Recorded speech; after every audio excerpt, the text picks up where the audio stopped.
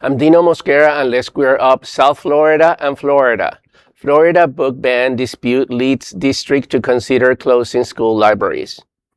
Florida school book ban debate is intensifying after officials in Clay County discussed drastic measures to manage hundreds of books challenges under the state's library law. During last month's school board workshop, district leaders considered what they describe as nuclear options, including closing high school libraries or removing all fiction titles while books are reviewed for content.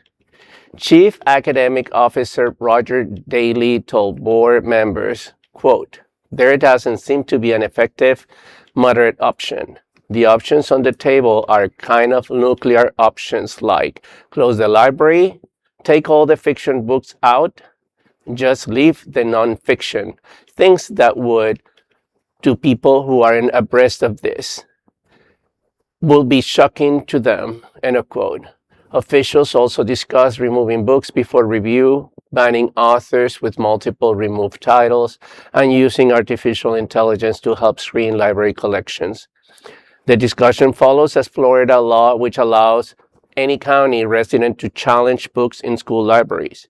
In Clay County, one person filed more than 400 challenges, leading to the removal of 287 books in a single school year, including The Handmaid's Tale, The Slaughterhouse-Five, and The Color Purple.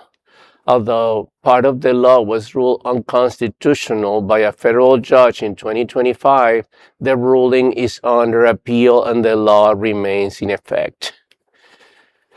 Another page on the craziness of the Trump era. I mean, these are the same people that were, complaining during the vaccine mandate during the COVID pandemic, that they should have the freedom to take the vaccine or not.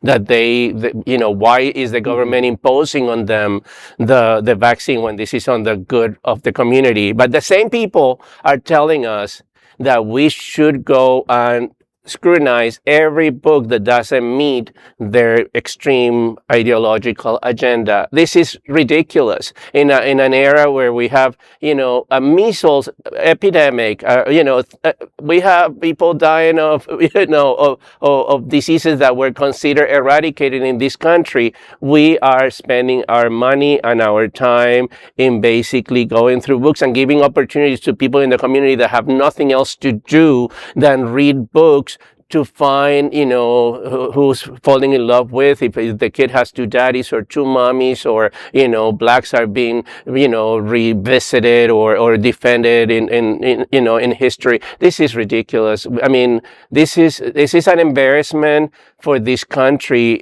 We are looking like a joke to the rest of the world. It's just ridiculous. It's an embarrassment for this state. I mean, can you imagine being so outraged in a library that you don't like certain books and then that you're just going to go do everything you possibly can to ban them? I mean, it's so ridiculous. The library is supposed to go where you learn about different ideas and different cultures and things like that. And automatically, you're starting to see, stuff going on in our state that's absolutely horrendous with this. Yeah, but you got to remember, there's a good section of the state, the people that rule this state. This isn't an embarrassment. This is an accomplishment. This is a Republican wet dream come true. The fascists want to take everything out of schools, have a very narrow focus, because if we start to broaden our view, we start to broaden our viewpoints.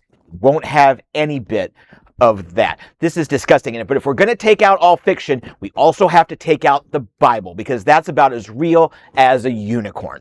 Maybe it was real at one time, but I haven't seen any proof. That's true. Well, there's no other queer nonprofit media platform like this in the entire world. Support our LGBTQ stories by sharing them and subscribing to Queer News Tonight.